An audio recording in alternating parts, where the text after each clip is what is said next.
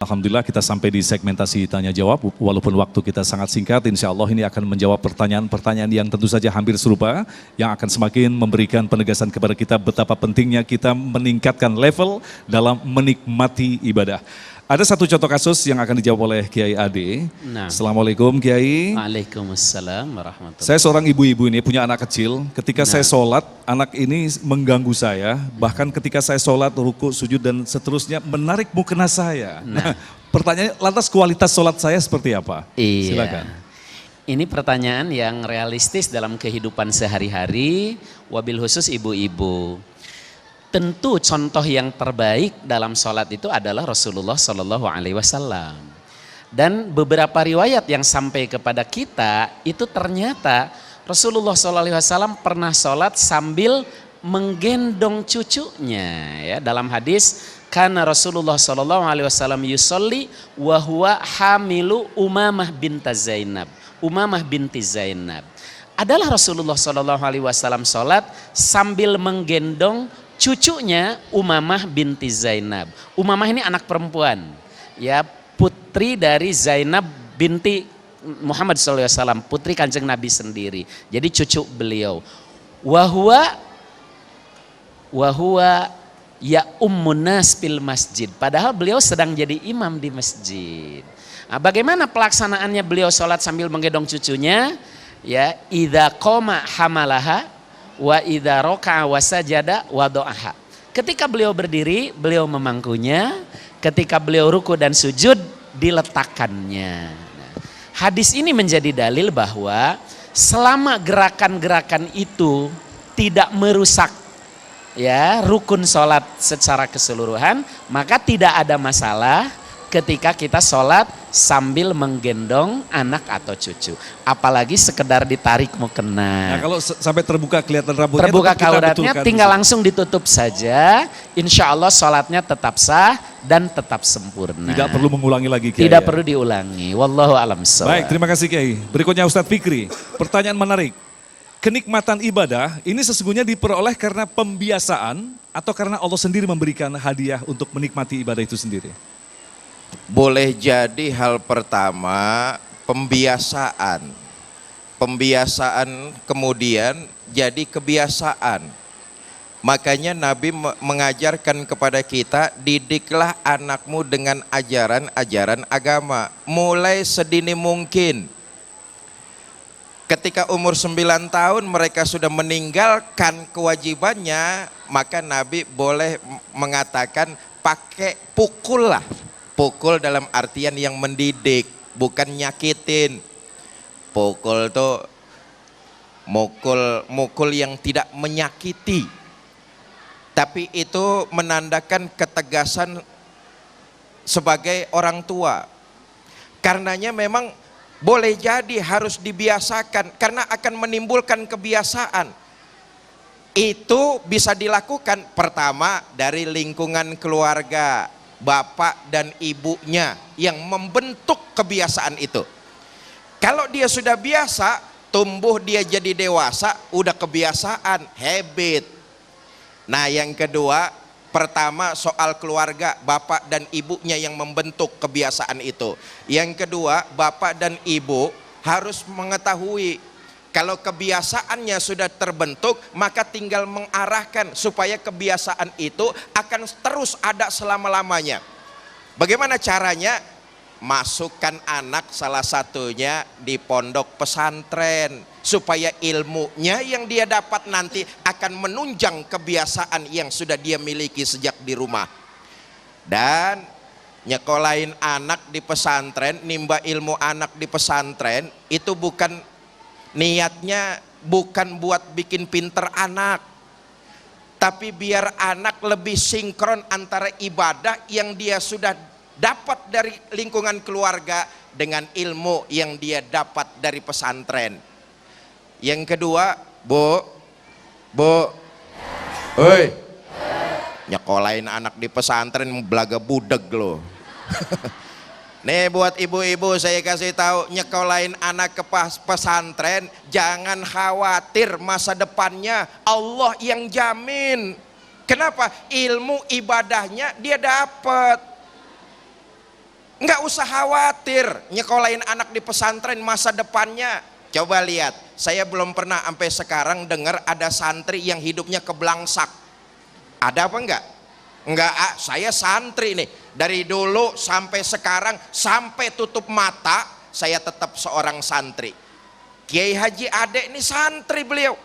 Guru-guru yang lain santri. Belum pernah saya dengar ada santri hidupnya belangsak. Manfaat insya Allah. Ngapain lu tong jadi santri ke pesantren, ntar udah gede lu paling juga jadi tukang tahlilan.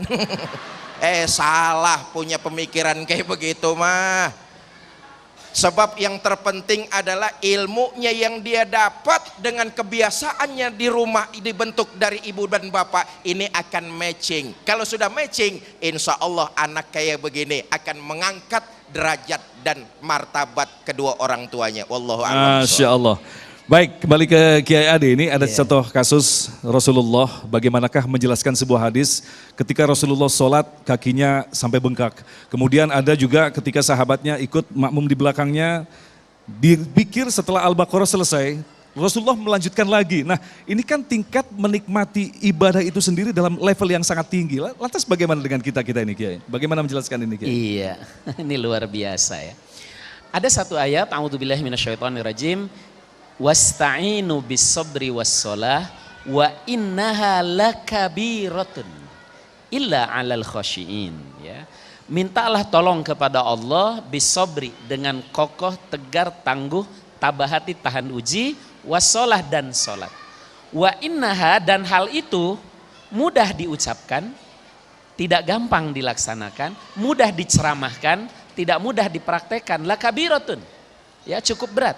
Illa, tapi ada yang gampang, ada yang mudah, yaitu al-khasyiin, orang-orang yang khusyuk. Siapa yang khusyuk di sini ditafsirkan oleh surah Al-Mu'minun. Qad aflahal mu'minun alladzina hum fi sholatihim khasyiun. Berbahagialah, sukseslah orang-orang beriman. Siapa mereka? Mereka yang khusyuk dalam sholatnya. Jadi kunci dari pertanyaan tadi, Kanjeng Nabi sampai bengkak-bengkak kakinya terlalu lama sholat malam, sampai Ibu Aisyah mengeluh, ya Rasulullah, engkau ini pasti masuk surga, dosa-dosamu sudah terampuni dan tidak pernah melakukan maksiat. Ya mbok jangan gitu-gitu amat gitu, wong amat aja nggak begitu gitu. Kok sampai bengkak kakinya. Ya, terus tadi ya para sahabat, Ibnu Abbas bermakmum di sebelah kanan.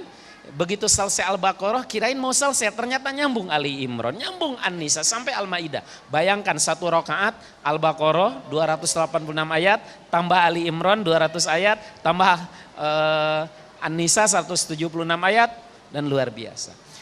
Nah, itu kuncinya ada pada satu kata, yaitu khusyuk. Khusyuk itu apa sih? Khusyuk itu ya sebenarnya pengertiannya sederhana. Kita sadar bahwa kita sedang sholat. Tetapi implikasi khusyuk adalah di luar sholat. Tadi kokoh, tegar, tangguh, tabah hati, tahan uji dalam mengarungi kehidupan. Maka mengukur kehusyuan kita adalah bukan sekedar menikmati ibadah sampai seperti digambarkan oleh Kanjeng Nabi tadi, kaki beliau bengkak-bengkak atau sampai sahabat mengatakan bisa 4 surat dalam satu rakaat. Tetapi di luar sholat, dalam kehidupan teraplikasi, terrealisasi, menghadapi kehidupan kokoh, tegar, tangguh, tabah hati, tahan uji, yang biasa kita sebut dengan sabar. Kiai, kalau kita kembangkan tentang ranah tentang khusyuk, bahkan sampai ada kursus sholat khusyuk. Nah, tapi ternyata belum juga mencapai pada tingkat khusyuk. Ini sendiri bagaimana menanggapi ini? Karena khusyuk itu sekali lagi pengertiannya sangat sederhana. Khusyuk itu bukan tidak melihat apa-apa. Makanya kita dilarang justru ketika sholat itu merem. Khusyuk tetap melihat sesuatu. Khusyuk bukan tidak mendengar apa-apa. Buktinya kita dilarang berisik kalau ada orang sholat. Karena khusyuk tetap mendengar sesuatu, tetap melihat sesuatu. Kalau tidak melihat sesuatu, tidak mendengar sesuatu, bukan khusyuk, tidur.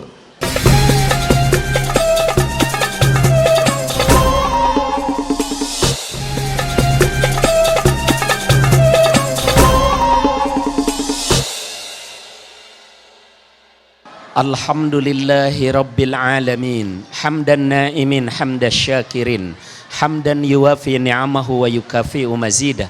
Ya Rabbana lakal hamdu wa lakas syukru kama yanbaghi li jalali wajhikal karim wa azimi sultanik. Allahumma aslih lana dinana alladhi huwa ismatu amrina. Ya Rabb, luruskan pemahaman agama kami, panduan hidup kami. Wa aslih lana dunyana allati fiha ma'ashuna. Sejahterakan dunia kami, tempat kami menapaki kehidupan. Wa aslih lana akhiratana allati ilaiha ma'aduna. Sukseskan akhirat kami, tempat kami kembali. Waj'alil hayata ziyadatan lana fi kulli khair. Jadikan kehidupan adalah tambahan segala kebaikan bagi kami dalam umur yang barokah. Waj'alil mauta rahatan lana min kulli syarr. Allahumma ahsin akibatana fil umuri kulliha. Ya Rabb, perbaikilah segala akibat urusan kami. Wa ajirna min hijid dunya wa adzabil akhirah. Jauhkan kami dari kehinaan dunia dan siksa akhirat. Allahumma inna nas'aluka hubbak wa hubba man yuhibbuk wa hubba ila amalin yuqarribuna ila hubbik. Allahumma inna nas'alukal jannah wa ma qarraba ilaiha min qaulin aw amal wa na'udzubika minan nar wa ma qarraba ilaiha min qaulin aw amal.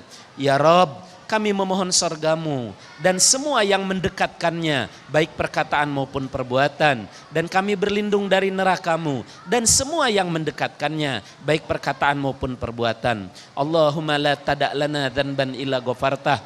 Ya Rabb, jangan engkau biarkan dosa pada kami kecuali engkau ampuni.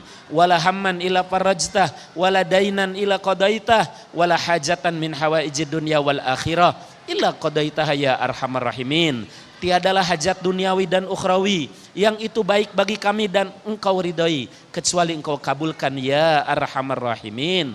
Allahumma ja'alna minal abidin, Allahumma ja'alna mu'minina haqqa, Allahumma ja'alna minal muttaqin, Allahumma ja'alna minat tawabin, waj'alna minal mutatahhirin, waj'alna min ibadikas solihin. Rabbana atina fid dunya hasanah wa fil akhirati hasanah wa qina adzabannar. Subhana rabbika rabbil izzati amma yasifun wa salamun alal mursalin walhamdulillahi rabbil alamin.